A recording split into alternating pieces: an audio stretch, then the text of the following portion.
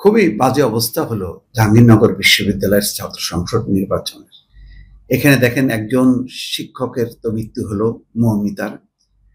তারপরে ৩ জন শিক্ষক কালকেই সরে দাঁড়ালেন যে না, তারা নির্বাচনী দায়িত্ব পালন করবেন না, তারা অসঙ্গতি দেখছেন। একজন কমিশনার, নির্বাচন কমিশনার, তিনিও পদত্যাগ করেছেন বা অব্যাহতি নিয়েছেন।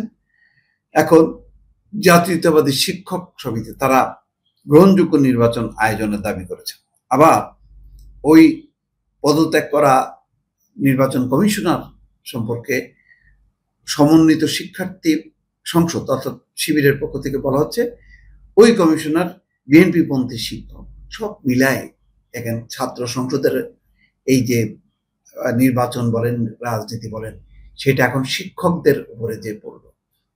পরিস্থিতি খারাপ হইল অন্তত জাহাঙ্গীরনগর বিশ্ববিদ্যালয়ের জন্য এই নির্বাচন।